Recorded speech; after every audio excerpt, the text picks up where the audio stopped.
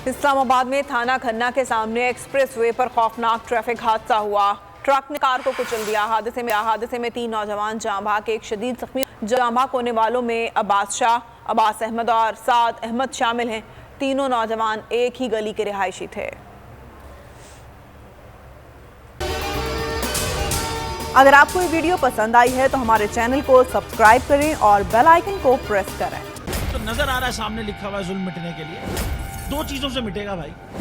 एक, अदल की कुर्सी पे जो लोग बैठते हैं ना, वो अदल के हिसाब से फैसले करने लगे।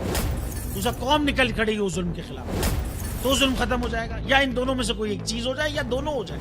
अगर 420 का मुकदमा था, उस वक्त अदलिया में जो लोग बैठे हुए केस देख रहे थे, वो पूछते ना यार चीट हुआ कौन है। जब उनको दिखता कोई चीट नहीं हुआ, केस खत्म कर देते। तो जालिम जुल्म कर ही नहीं पाता।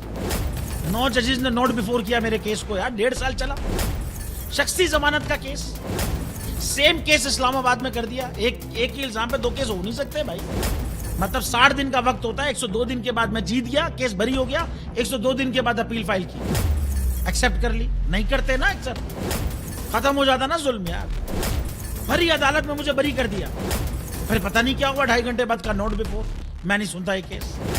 खड़े रहते अपने फैसले पे, मिट जाता जुल्म। अल्लाह ताला ने बिठाया इस कुर्सी, इन कुर्सियों पे इनको यार, ये अल्लाह ताला की तरफ से फैसले करने हैं। तो या तो ये फैसले आएंगे, जुल्म मिट जाएगा, या कौम खड़ी हो जाएगी जुल्म के खिलाफ।